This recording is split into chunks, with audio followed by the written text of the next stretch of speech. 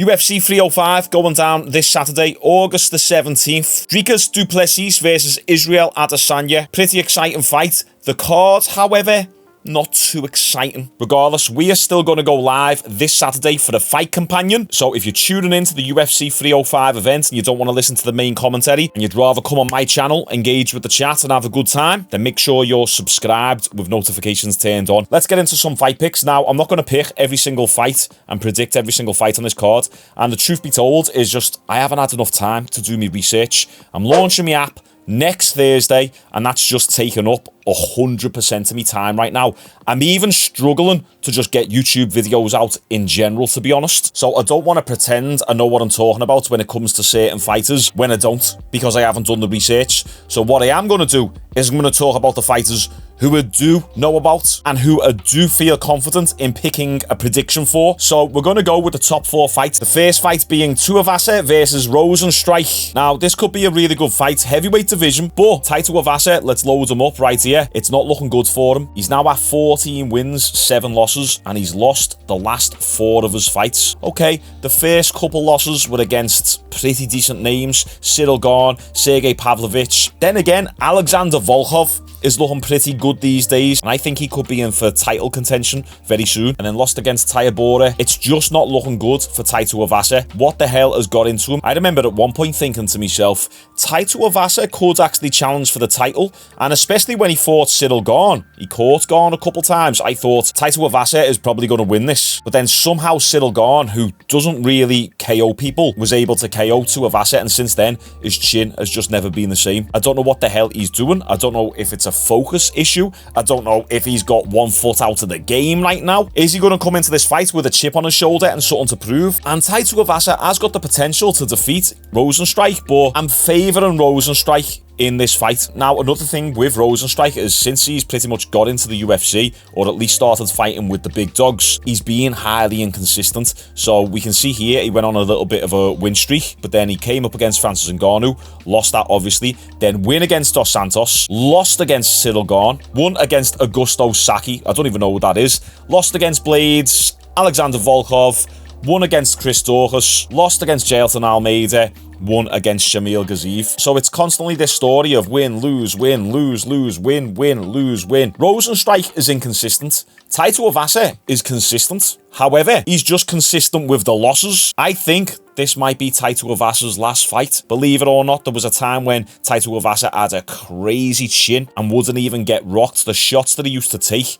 were insane. Pretty much the same story with them Tongan down under fighters. They have big square heads, big square-headed diesel destroying machine, and they rarely get rocked. But Tuivasa has lost his chin, I'm afraid, and I think Rozenstruik might be able to get the KO in the first or second round. Or guys, I might even change that prediction to just a decision. Rozenstruik's got really good kickboxing, but I don't know if he's going to be a little bit tentative against Tuivasa, with Tuivasa being such a power striker. When was the last time that Rozenstruik came up against someone with the type of power that Tuivasa has? Probably Ngannou, which is a mad comparison, but it's true. So Rozenstruik's last 8 fights, he hasn't had to worry too much about getting KO'd as much. So I think Rozenstruik might actually be a little bit tentative in this fight, or might just go for the Israel Adesanya approach, where he just sticks some moves, throws some nice little 1-2s, stays on the jab. He's got good low kicks. He might just stay on the outside and try and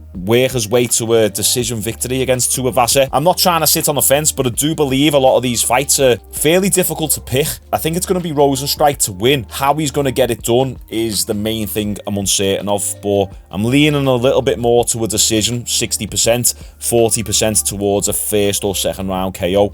You make sure you guys comment your thoughts down below. Next, we got Matthias Gamrot versus Dan Hooker. Very interesting fight. I actually really like Dan Hooker. Okay, he went on a bit of a skid, but he's got a little bit of momentum behind him now. He won against this Claudio guy, then had a brilliant, amazing war with Jalen Turner, which was a split decision. And I believe that Dan Hooker's going to come into this fight riding high. I'm feeling pretty motivated. And I'll tell you one thing that I've done research on. I've watched a bit of his training footage on Adesanya's YouTube channel, and Dan Hooker looks game game, and he looks like he's ready, and he's coming in great shape. He's got the bleached blonde hair, so maybe that signifies him shedding the old Dan Hooker, and this is a new, invigorated version of him. However, I always believe that stuff is a load of bollocks. But I do believe we're going to see an extremely motivated Dan Hooker. However, will it be enough to defend the takedowns of Matthias Gamrot? I don't know, because Gamrot's on a 3-fight winning streak against tougher competition. Okay, granted, they've both got a win over Jalen Turner, a split decision win. Both of them have got. I didn't even realise that.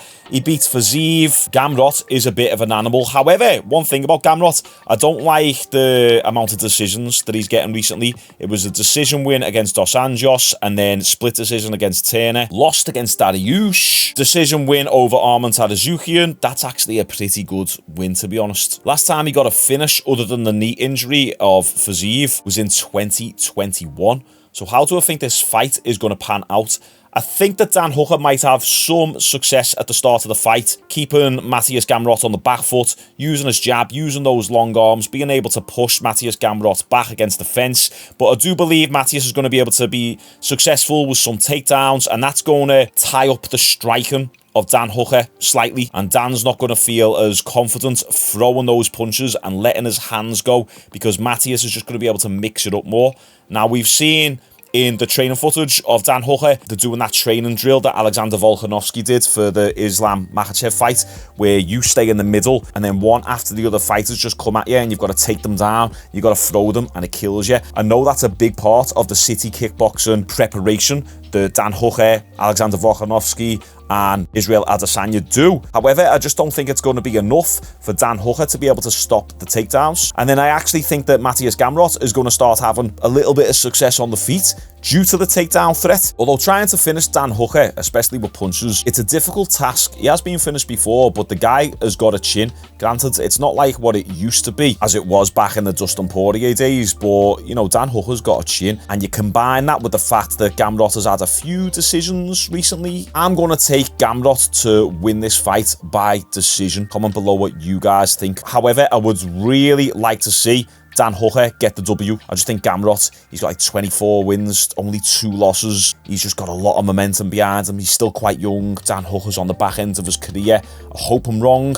Dan Hooker get the victory, but I'm thinking Matthias is going to get it. Next, we got Kai Carter-France versus Steve Erceg. Now, I'll be honest, guys, I haven't even kept up with Kai Carter-France recently. I've seen a few of Steve Erceg's fights, but I'll tell you one thing that I do know is Carter-France is a little bit inconsistent. Similar to the Rozenstruik situation. You know, he got a few wins, a few losses, few wins, few losses. If we scroll right back to when he first joined the UFC, won his first 3, lost 1, won 1, lost 1, won 3, lost 2. So he's kind of hovering around that middle of the road position right now, where he's not really dominating people. He's lost his last 2 fights. Okay, granted, one of those losses was against Brandon Moreno, but now with Brandon Moreno coming off 2 losses himself, I think, okay, Brandon Moreno might not have been the world beater that we once thought he was, or that he was going to be, although we'll see how he comes back in his next fight. And from what I remember of Kai Carter-France is a little bit frustrating to watch, almost like a little bit one-dimensional. Throws a strike here and there, throws a jab. It's like he doesn't really go for the finish, sometimes struggles to pull the trigger. That's just from what I recollect anyway, that's just off the top of my head. Steve Erceg,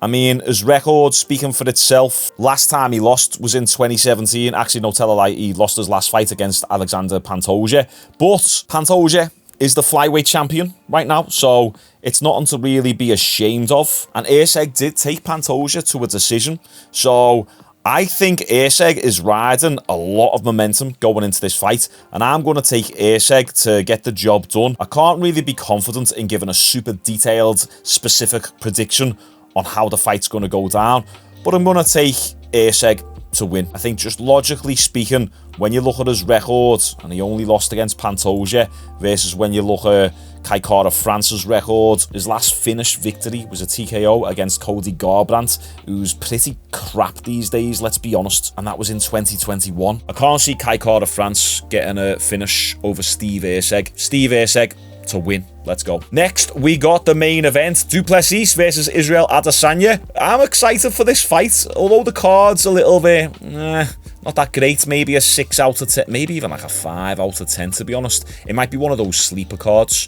where, you know, there's not that many big names, but then we have loads of finishers. I hope it's just not another decision after decision after decision type card, because you know it's going to be a 6:30 a.m. finish for us UK heads. But I am really looking forward to this fight. Dricus Du Plessis versus Israel Adesanya. If this matchup would have been made when Adesanya was on that run, Marvin Vettori, Robert Whittaker, Jared Cannonier, Paulo Costa, Kelvin Gastelum, I think Israel Adesanya would have got the victory. But I think Dricus Du Plessis is going to be a bit of a nightmare matchup for Israel Adesanya. Let's look at the obvious. Dricus Du Plessis is awkward as hell, and people underestimate him. I don't think Israel Adesanya is going to underestimate him now, because he's seen that every time Dricus Du Plessis is underestimated, he always gets the victory somehow. He used to have the problem with his breathing, was it his nose, and he'd always look tired in fights. However, he would never gas out, and his gym that he trains out of in South Africa apparently is notorious for ridiculous training. Apparently the coach has got some sort of cane or whip that he whips people with, or some sort of punishment like that, and the coach is super scary. I have underestimated Du Plessis in pretty much all of his fights. Even in the Sean Strickland fight, I predicted Sean Strickland to win, and I said I'm not going to do it anymore. I'm going to pick Du Plessis to win this fight. I think the awkward style, the awkward nature of him is going to just gradually wear on Israel Adesanya. I think Adesanya might have some success early on in the fight, but then once Du Plessis is able to get his rhythm, his awkward rhythm, and he's able to just march Adesanya down, get a few successful takedowns on Adesanya, because I think that will happen. Who has Adesanya fought in recent history who's got a similar sort of physicality to Du Plessis and really good grappling? You could say Jan Blachowicz. And what did Jan Blachowicz do to Israel Adesanya? He got him comfortable standing, and then he faked some punches and went in for the takedown. And I think Du Plessis is going to be able to do exactly the same. I do think we're going to see a very hungry,